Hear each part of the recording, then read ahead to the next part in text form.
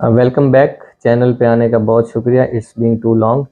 सो आज जो हम टॉपिक डिस्कस करने जा रहे हैं वो बहुत अहम है।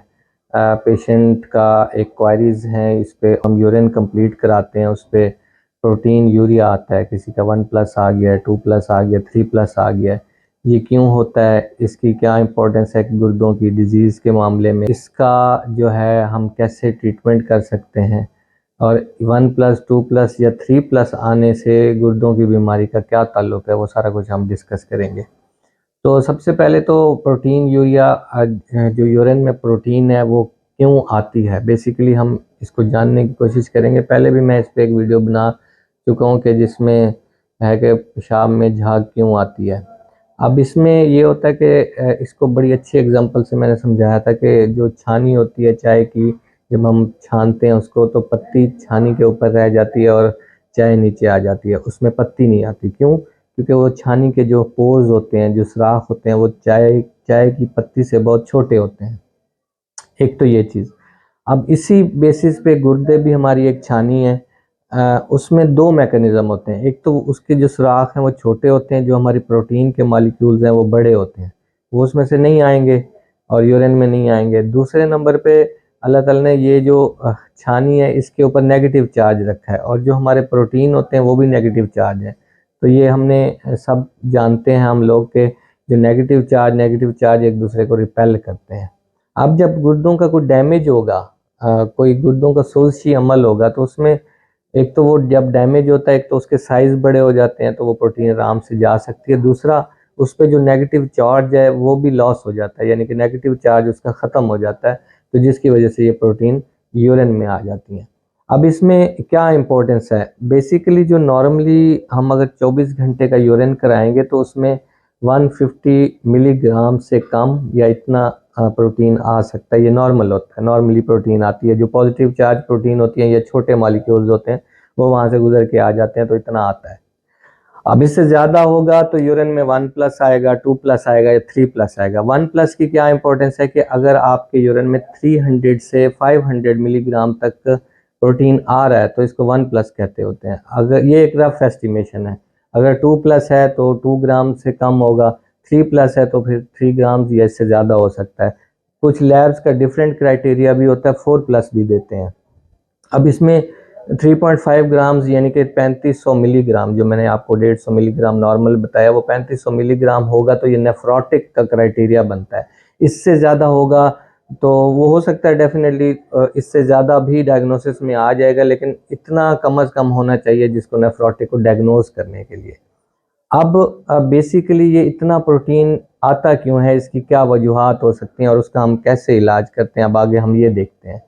बेसिकली पहले नंबर पे होता है कि जो मोस्ट कॉमन डिजीज़ है वो है डायबिटीज़, शुगर।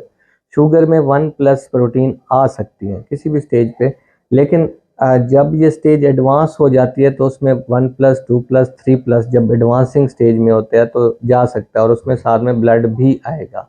इसके साथ और बहुत सारी वजूहात हो सकती हैं, लाइक जो मैंने नेफ्रोटिक सिंड्रोम GN बताया, ग्लोमेरुलर नेफ्राइटिस, इसमें नेफ्राइटिक की भी एक काइंड है जिसमें प्रोटीन के साथ साथ ब्लड भी आता होता है, और दोनों में एडिमा होता है, लेकिन नेफ्राइटिक में थोड़ा ब्लड प्रेशर भी बढ़ता है। ये उसकी डायग्नोस्टिक्स क्राइटेरिया है, लेकिन उसमें प्रोटीन यूरिया बहुत ज़्यादा नहीं हो सकता, साथ में ब्लड भी आएगा, क्योंकि वो आपके गुर्दों के फंक्शन को भी लास्ट करता है। यानी कि जो RPGN, जिसको रैपिडली प्रोग्रेसिव डिजीज़ कहते हैं ग्लोमेरुलर नेफ्राइटिस की, वो साथ ब्लड के साथ आती है। यानी कि एडवांस स्टेज अगर जैसे डायबिटीज़ की है, वो भी उसमें भी ब्लड आ रहा है, तो इसका मतलब है जब भी एडवांसमेंट होती है तो रीनल डैमेज भी साथ में शुरू हो जाता है, तो उसमें आपकी फंक्शनैलिटी भी कम होती है। तो प्रोटीन के साथ जब ब्लड आएगा तो ये रैपिड प्रोग्रेशन होगी। अब इसके साथ बहुत सारी और काइंड्स हैं जो कि बहुत ज़्यादा इम्पोर्टेंट नहीं है, जैसे हेपेटाइटिस के साथ हो सकता है, UTIs हो सकते हैं, जो यूरिनरी ट्रैक्ट इन्फेक्शन मैंने पहले बताया आपको, या इसके साथ और बहुत सारी कॉमन सी चीज़ें हैं, हार्ट फेलियर है, उसमें मल्टीपल माइलोमा है, एमिलोइडोसिस है, SLE है, डिफरेंट चीज़ें। अब इसमें हमने अगर 1+, 2+, 3+ आ गया तो अब हमने कैसे जाना है। सबसे पहले तो UC का नेफ्रोलॉजिस्ट, वो आपका सबसे पहले 24 आवर यूरिनरी प्रोटीन या फिर spot urinary protein to creatinine ratio करवाएगा। ये प्रोटीन टू क्रेटिनिन रेशो करवाना बहुत ज़रूरी है, क्योंकि इससे पता चलेगा इस रेशो के साथ कि आपका प्रोटीन किस रेंज में आ रहा है। नॉर्मली ये 0.2 से कम होता है। अगर spot protein to creatinine ratio 0.2 से अगर ज़्यादा है तो इसका मतलब है कि आपको नेफ्रोटिक या नेफ्राइटिक की कोई काइंड है। वो डिपेंड करता है आपके नेक्स्ट बायोप्सी हो या उसके प्रोटीन यूरिन में जो प्रोटीन आ रही है, यूरिन कंप्लीट करा के हम देख लेंगे। अब इसमें गलती भी हो सकती है लैब की कि 1+ या 2+ जो आ रही हैं वो बेसिकली ना हो, तो लैब भी गलत हो सकती है। लेकिन इसमें आपने खुद डायग्नोस भी कर सकते हैं कि अगर तो पेशेंट कहता है कि मेरे यूरिन में झाग आती है और झाग ख़त्म नहीं होती, इसका मतलब है लैब ने सही रिपोर्ट दिया है। अगर कोई कहता है मेरे जिस्म में 7 सोजें भी हैं, तो इसका मतलब है लैब ने सही रिपोर्ट दिया है। सोजों के साथ साथ आँखों पे सोजें आ रही हैं, जिस्म में पानी जमा हो रहा है, इसका मतलब है लैब ने ठीक रिपोर्ट दिया है।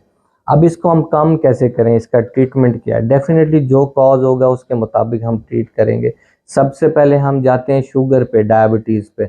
डायबिटीज़ को आपने कंट्रोल करना है। इसमें ना आपने सारी चीज़ें डूल करनी है। आजकल ये होता है कि एक चीज़ की हम सिम्प्टोमेटिक दवाई दे दी, उससे जो जो अच्छे कॉम्पिटेंट नेफ्रोलॉजिस्ट हैं या अच्छे डॉक्टर्स जो हैं, जो अच्छे फिजिशियंस हैं, वो आपको ऐसी दवाइयाँ देते हैं जिनके 2-2 3-3 फंक्शन होते हैं, ताकि आपको कम से कम दवाई खानी पड़े और ज़्यादा से ज़्यादा उसका फ़ायदा हो।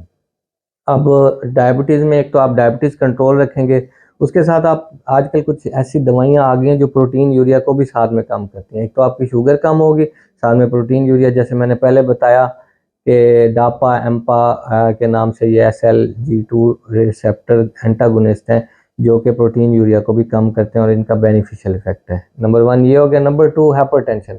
अब जब भी ब्लड प्रेशर बढ़ेगा, एक तो वो ग्लोमेरुलर प्रेशर बढ़ाएगा, उससे प्रोटीन यूरिया बढ़ सकता है। अब आपने इसको कम करना है तो साथ में ऐसी दवाई देंगे जो ब्लड प्रेशर भी कम करे और प्रोटीन यूरिया भी कम करे।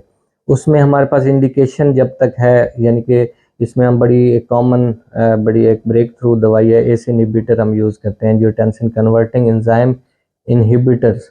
ये क्या होते हैं? ये प्रोटीन यूरिया को कम करते हैं। इसके साथ थोड़ा सा क्रेटिनिन बढ़ सकता है, लेकिन प्रोटीन यूरिया डेफिनेटली इसके साथ लो रहेगा।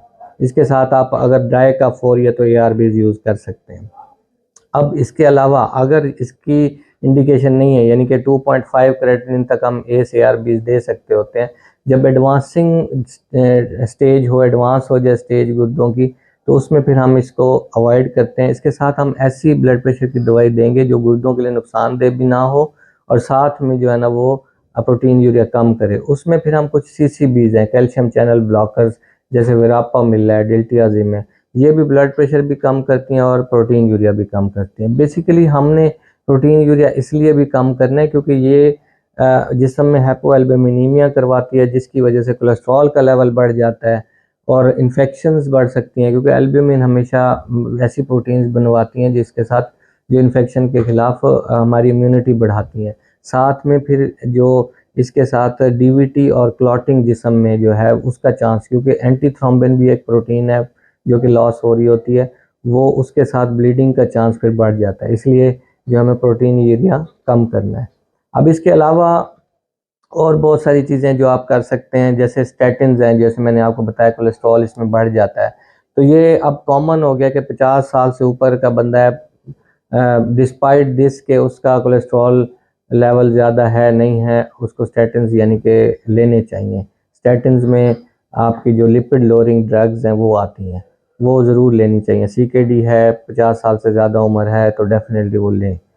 अब इसके अलावा नमक का कम से कम इस्तेमाल करें तो प्रोटीन यूरिया कम होगा, क्योंकि ब्लड प्रेशर नहीं बढ़ेगा, ग्लोमेरुलर प्रेशर नहीं बढ़ेगा।